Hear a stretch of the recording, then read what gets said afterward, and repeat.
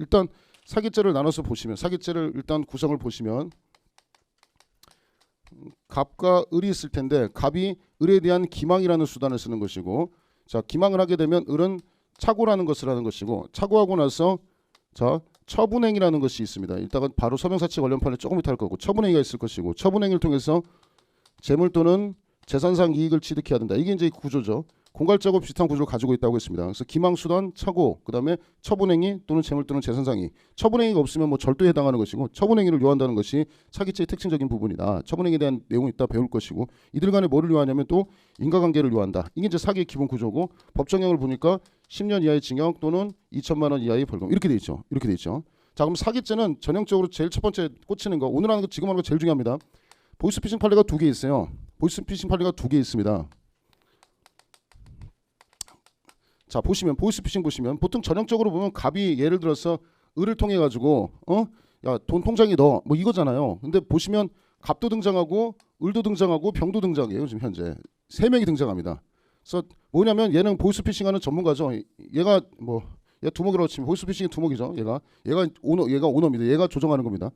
을은 뭐 하냐면 을은 자기 뭐 갑 통장으로 가면 갑이 잡혀갈 거니까 을은 자기 카드를 빌려줄 수도 있고 아니면 통장 같은 것을 빌려줄 수 있죠. 을에게 통장이나 카드를 빌려줍니다. 자, 그 상태에서 병은 낚이는 피해자가 되는 거죠. 이렇게 뭐 전형적으로 범죄 구성한다면 뭐 간단해요. 보이스피싱 뭐 요 갑이란 놈이 병한테 전화해가지고 야 무슨 뭐 너 아프냐? 네 아들 죽을 것 같으니까 빨리 통장 돈 넣어. 아니면 네 아들 지금 도박 혐의로 잡혀갔으니까 아니면 통장에 돈 넣어. 뭐 다양한 방법으로 낚겠죠. 낚아서 병이 만약에 갑의 통장에 넣든 뭐 을의 통장에 넣든 갑이 사기죄가 되는 것은 뭐 이걸 뭐 이거 사기죄 안 된다고 할 놈 없어요. 이건 뭐 너무나 당연한 뭐 그건 너무 당연한 얘기죠. 자 사기죄가 되는 건 너무 당연하고 자 카드나 통장을 제공한 을에게는 자 첫 번째 여기서부터 이제 두 가지가 나눠지는 겁니다. 첫 번째 을이 보이스피싱을 알았던 경우와 을이 보이스피싱을 몰랐던 경우 자 전형적으로 나왔던 경우는 2017년도 전원합의체 판례는 이거예요. 보이스피싱 알았던 경우가 연달아서 우리 시험에 나왔고 아직은 출제가 안 됐지만 다른 직렬에서 이미 소개가 됐어요. 2018년도 전원합의체 판례가 하나 나왔어요. 보이스피싱을 몰랐던 경우도 있더라고 보니까. 선생님 어떻게 을이 보이스피싱을 모를 수 있습니까? 자 첫 번째 케이스는 알죠. 보이스피싱 하니까 네 통장 줘. 통장 주면 내가 뭐 수수료 얼마 줄 테니까 보이스피싱 할 테니까 돈 줘. 알았던 경우 첫 번째 되죠. 자 알았던 경우는 당연히 을은 뭐가 되는 거냐면 사기를 도와준 거니까 을은 사기의 방조범이 됩니다. 여기까지 아무런 문제가 없어요. 이해되죠? 선생님 보이스피싱 몰랐던 경우 이게 말이 됩니까? 그럴 수도 있다는 거야. 보니까 뭐라고 하냐면 갑이 보이스피싱 한다는 얘기는 안 하고 을한테 일단 통장만 빌려줘. 무슨 용도인지 묻지 말고 통장을 일단 빌려줘. 통장 빌려주면 한 달에 300 줄게. 뭔가 불법적인 것에 쓴다고는 생각했는데 그것이 보이스피싱한 사실 몰랐던 거예요. 입증 못했을 수도 있고 검사가. 자 보이스피싱 몰랐기 때문에 을은 뭐가 성립하지 않냐면 사기의 방조가 성립하지 않는 개념이에요. 첫 번째. 여기까지는 어렵지 않죠. 여기까지. 보이스피싱 알았으면 사기 방조, 보이스피싱 몰랐으면 사기죄 방조가 성립하지 않는다. 여기까지 성립이 되죠. 자 그럼 이제 일단 여기서 전제를 놓고 그다음 이어서 풀어보도록 하겠습니다. 그래서 병이 어떻게 하느냐? 통장에다 여기다 이제 돈을 넣었죠. 돈을 여기다 입금을 했습니다. 자 돈을 입금했는데 을이 자 자기 신용카드나 자기 계좌카드나 통장을 줬는데 을이 또 뭐 하고 있었습니까? 사이드로 또 하나의 그 카드를 현금 카드를 갖고 있었죠. 돈이 입금되면 우리 무슨 표시 뜨나요? 통장에 뭐 1,500만 원이 입금되었습니다. 뭐 이런 말이 뜨잖아. 그래서 을이 감사합니다 하고 갑은 지금 인출하려고 좀 기다리고 있는데 누가 홀라당 빼버립니까? 을이 인출해버린 거야. 첫 번째도 을이 인출했던 거고 두 번째도 을이 인출했던 사건이요. 이해되죠? 지금 어떤 느낌이지? 지금 뒤통수 딱 맞은 사람 누구예요? 연락이 열심히 열리라고 나서 지금 누구 좋은 일 시켰습니까? 을 좋은 일 시켰죠 지금. 얘가 뛰는 놈이요 얘는 뭐예요? 나는 놈이죠. 그죠? 걷는 놈이면 뛰는 놈이고 뛰는 놈이 나는 놈이죠. 을이 지금 더 대박이지. 갑이 열일해서 포커스해서 통장 입금하시고 열심히 하시면 됩니다. 와 했더니 띵동 입금 쪽 빼먹었지. 지금 딱 그런 상태입니다. 지금 현재. 요 을이 인출한 것이 어떤 범죄가 추가로 성립할까? 이것이 쟁점이죠. 일단 사기죄의 방조는 오케이 콜. 자 그러면 일단 은행이 있을 것이고 은행 돈을 인출했죠. 은행 돈을 인출했는데 과연 이것이 은행에 대한 사기나 절도가 성립할까? 이게 쟁점인데 판례는 사기도 성립하지 않고 절도도 성립하지 않는데요. 왜 사기 절도 성립하지 않냐면 일단 을은 속은 것이 없고 병의 돈이 일단 누구 돈으로 들어왔다라고 법리 구성하는 거냐면 을에게 돈이 들어왔다고 법리 구성하는 거예요. 그래서 사기도 되지 않고 자기 통장에 돈 꺼내 쓰는 거기 때문에 사기나 절도 성립하지 않고 더 나아가서 갑에게 갑이 또 맡겨둔 돈도 아니라는 거예요. 갑이 맡겨둔 돈도 아니기 때문에 그 갑에 대해서도 또 뭐도 성립하지 않냐면 횡령이라는 범죄도 성립하지 않는데요. 그럼 지금 검토되는 것은 을은 사기죄 방조만 되지 은행에 대한 사기나 절도나 갑에 대한 횡령죄 다 성립하지 않아. 그래서 그 다음 검토했던 게 뭘 검토했냐면 작물취득인가를 검토합니다. 작물취득인가. 이해돼요? 지금 여기까지 돼요? 끌어오고 있습니다. 작물취득이 되려면 작물은 나중에 우리 기본반 학생 그 11월 12월 반에는 안 가르쳤지만 작물은 뭐에 대한 범죄냐면 재물에 대한 범죄거든. 또 어려운 쟁점 지금 시작합니다. 재물에 대한 쟁점이거든. 자, 사기는 뭐도 되고 뭐도 된다고 했습니까? 재물도 되고 재산상 이익도 된다고 했죠. 이해되죠? 여기까지 되죠? 자, 근데 여기서 문제가 뭐냐면 계좌이체가 우리 학생들 많이 실수하는 것 중에 두 가지가 있어요. 계좌이체가. 자, 범인이 있고 피해자가 있습니다. 피해자가 있습니다. 잘 보세요. 잘 보셔야 됩니다. 어려워요. 범인이 직접 피해자 돈을 이렇게 해서 계좌이체하죠. 범인이 직접 하게 되면 계좌이체하게 되면 피해자의 돈을 범인 계좌로 범인이 계좌이체하게 되면 얘가 계좌이체하게 되면은 요거는 뭐를 얻었다라고 하냐면 재산상 이익을 얻었다고 해요. 그래서 요거는 뭐가 성립하냐면 나중에 또 배우겠지만 이따 컴사기에서 설명하겠지만 자 기다리세요. 컴퓨터 등 사용 사기라고 부릅니다. 이해되죠? 범인이 자기가 계좌이체 이게 지금 방향이 좀 그런데 범인이 화살표 범인이 자기가 인터넷에서 계좌이체를 하게 되면 그거는 뭐가 된다? 재산상 이익이 되고 컴퓨터 등 사용 사기. 이건 일단 암기하셔야 됩니다. 일단 암기 포인트입니다. 반대로 자, 이 보이스피싱 같은 경우는 피해자가 직접 범인에게 계좌이체했죠. 이거는 현금 다발을 갖다 준 거나 돈을 입금해서 꺼냈으나 똑같다고 보는 거예요. 그래서 입장이 바뀌어. 범인이 자기가 직접 피해자의 지문번호, 피해자의 통장번호 다 입력해서 자기 통장을 계좌이체하게 되면 이때는 재산상 이익을 취득했다고 보는데 판례 태도가 이거 암기해야 돼. 근데 반대로 피해자가 직접 범인에게 돈을 자기가 인터넷 싸준 거죠. 이때는 뭐라고 검토하냐면 이거는 재물로 검토합니다. 그래서 피해자가 싸준 거는 뭐라고 보냐면 사기죄가 성립한다고 봐요. 피해자가 싸주면 사기고요.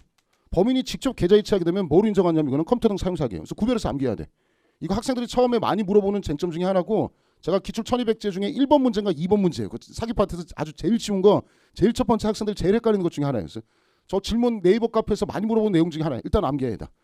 범인이 직접 계좌이체하면 뭐다 이거? 컴퓨터 등 사용 사기. 그때는 뭐라 부른다? 재산상 이익. 피해자가 범인 통장으로 직접 계좌이체하면 뭔 말인지 알죠? 내가 지금 피해자 거 들어가서 내가 계좌이체하면 이건 재산사기. 피해자가 알아서 나한테 계좌이체해서 갖다 바치면 그때는 뭐다? 재물이고 뭐가 된다? 사기죄가 된다. 자, 그럼 일단은 갑이 받은 요거는 재물은 맞아요. 재물은 맞기 때문에 뭐가 성립할 여지가 있냐면 어디 갔어요? 작물 취득이 성립할 여지는 있어. 일단 재물은 맞으니까. 재산상 이익은 아니까. 여기까지가 또 검토예요. 이 판례 얼마나 어려운데 오늘 하는 거 제일 중요한 거 하는 게 무조건 나올 판례. 연달아서 몇 번 나오는지 모릅니다. 그럼 그 다음 쟁점은 재물은 맞으니까 재산범죄를 영득한 재물은 맞으니까 그 다음 더 나가서 작물 취득이 되는가 봤더니 갑이 을한테 갖다 바친 게 아니죠. 을이 중간에서 인터셉트 뺏어간 거죠. 그래서 뭐가 아니라고 본 거냐면 작물은 맞는데 취득이 아니라고 봤어요. 그래서 그 을의 경우에는 모두 성립하지 않는다고 봤냐면 작물 취득죄도 성립하지 않는다고 봤어요. 그럼 결론은 딱 하나예요. 을은 무슨 죄만 되는 거예요? 사기죄의 방조. 요 케이스. 자, 정 어려우면 하나만 외우시면 돼. 을이 보이스피싱을 알면 을은 뭐만 성립한다? 사기죄의 방조만 성립한다. 이렇게 설명 이렇게 이해하셔도 되고 나머지 판례 사실관계를 다 이해하셔도 돼. 사기도 은행에 대한 사기나 절도가 성립하지 않고 갑이 보이스피싱 두목에 대한 횡령죄 성립하지 않고 갑이 을한테 준 것도 아니기 때문에 재물은 맞지만 뭐는 아니다? 작물취득 아니다. 쟁점이 하나, 둘, 셋, 넷, 5개 쟁점 갖고 있어요. 이까지 보이스피싱이 이까지 보이스피싱은 아니죠. 보이스피싱 5가지 쟁점 갖고 있어. 이것만 들어도 A급이 아니라 특A급이라는 거 맞죠? 자, 2017년도 전원합의체 특A급 나오자마자 우리 시험에 바로 꽂혀서 나왔습니다. 2018년 1차에 나왔습니다. 2차도 관련 쟁점 나왔고요. 안 나올 수가 없어요. 이거는 A급이 아니고 특A급이기 때문에 사회적 이슈로 봐도 얼마나 중요해요. 보이스피싱 어떻게 처리할까가 되게 중요한 쟁점이죠. 엄청나게 중요합니다. 여기까지 하나. 자, 이러고 끝나는 줄 알았어요. 2018년 2차 시험 보기 직전에 8월 달인가 9월 달인가 책에 넣지도 못했어요. 보이스피싱 2탄이 나왔어요. 보이스피싱 2탄이. 구조는 1번 케이스하고 똑같은 게 아니고 1번 케이스와는 조금 다른 보이스피싱 2탄이 나왔어요. 얘는 두 번째 케이스는 보이스피싱을 몰랐대요. 이게 말이 되냐? 이게 수사 과정 굉장히 중요했던 거죠. 어떻게 네 보이스피싱 몰라? 그랬더니 아까 설명했지만 통장 주면 돈을 입금해 주겠대. 근데 만약에 봐봐. 얘가 통장을 여기다 1,000만 원을 입금했는데 얘가 몰랐다고 해놓고 1,000만 원 입금했는데 1,000만 원을 다 꺼내갔으면 이 새끼도 어떻게 모를 수 있냐 이렇게 얘기할 건데 참 황당하게 얘가 1,000만 원을 입금했거든. 480, 500인가 입금했어. 그런데 얘가 다달이 얼마씩 받기로 했냐면 300만 원씩 받기로 했대. 그래서 자기 받을 돈 못 받았다고 300만 원만 인출한 거야. 그 나머지는 280인가는 누가 인출했냐면 갑이 인출했어. 되게 성실한 놈이지 이 새끼. 보통 사람 같으면 어떻게 하겠어? 자기 통장에 지금 580 들어오면 아싸 내 돈 580 다 가져가겠지. 근데 되게 성실한 놈이야 이 새끼가. 뭐라고 하냐면 저는요 갑하고 한 달에 빌려주는 대가로 300만 원 받기로 했어요. 그래서 저는 양심상 300만 원만 인출했습니다. 저 착하죠 이러는 거야.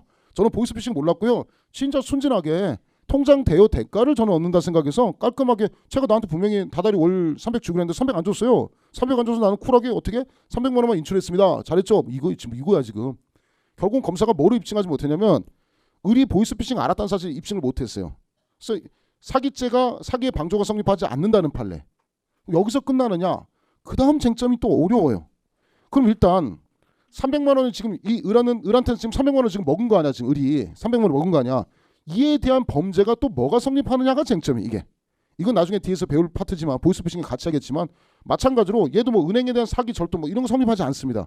그러면 을한테 검토할 수 있는 거는 누구에 대한 횡령죄를 받냐면 병에게 이 돈은 신의치상 돌려줘야 되는 물건이다. 병에게 돌려줘야 되는 물건인데 네가 돌려주지 않고 네가 소비했기 때문에 누구에 대한 횡령죄를 보겠다. 병에 대한 횡령죄로 보겠다는 거야. 자, 뭐라고 쓰면 틀린 지문이냐면 보이스피싱 두목 갑에 대한 횡령죄이다. OX, X. 갑에 대한 횡령죄는 아니고 병에 대한 횡령죄에 해당한다. 왜냐? 횡령죄에서 타인의 재물을 보관하는 지위는 뭐에서도 발생할 수 있냐면 신의치기에 의해서도 발생할 수 있어요. 그건 나중에 횡령 파트에 설명하겠지만 소주방에서 둘이 싸웁니다. 둘이 싸워요. 둘이 싸우다가 피해자가 핸드폰을 놓고 갑니다. 싸우다 보니까 핸드폰 놓고 왔죠. 그래서 소주방 주인이 폭행 가해자한테 야 이거 네가 전달해줘라고 해서 폭행 가해자한테 줬어요. 자 보시면 폭행 피해자와 가해자 사이에 핸드폰에 대한 위탁한 게 전혀 없습니다. 그냥 소주방 주인이 누가 술 처먹고 싸우고 가니까 핸드폰 놓고 가니까 야 이거 전달해줘 그러고 거기 있던 현장에 있던 가해자한테 폭행 피해자한테 핸드폰 줬단 말이야. 폭행 가해자 줬는데 폭행 가해자가 핸드폰을 지가 써버리죠. 이게 무슨 죄냐는 거야. 둘 간에 위탁관계 없죠. 위탁관계 없어도 판례는 뭘 인정하느냐? 신의칙상의 위탁관계 인정하기 때문에 소비해버리면 뭐로 처벌하겠다? 횡령죄로 처벌하겠다. 마찬가지로 법리 구성 이렇게 한 겁니다. 피해자가 을한테 통장에 싸줬는데 둘 간에 위탁관계는 없죠. 너한테 맡아달라고 한 것도 아니고 얘는 낚인 거죠. 그래도 뭐라고 보느냐? 신의칙상의 위탁관계를 봐서 을이 이것을 소비해버리면 누구에 대한 횡령죄를 인정하겠다? 병에 대한 횡령죄를 인정하겠다. 자 정리하겠습니다. 자 을이 보이스피싱을 알았을 때는 재물을 취득한 것이고 재물입니다. 재물. 그 다음에 이거 무슨 범죄가 성립한다? 사기죄의 방조범이 성립한다. 별도로 작물취득이나 은행에 대한 사기절도나 갑에 대한 횡령죄는 성립하지 않는다. 오로지 뭐만 성립한다? 사기죄의 방조범. 하나. 자, 두 번째. 보이스피싱을 몰랐었던 경우에는 사기죄의 방조범조차 성립할 여지가 없다. 자, 뭐 은행에 대해서 인출한다고 해서 은행에 대한 절도상 은행은 여기서 끼면 안 돼. 은행에 대한 범죄는 없어요. 돈이 입금된 거는 은행에서 그냥 돌려줄 의무만 있다고 보는 것이 은행이 무슨 이 돈의 소유자가 아닙니다. 오해하시면 안 됩니다. 그럼 누구에 대한 범죄만 성립하느냐?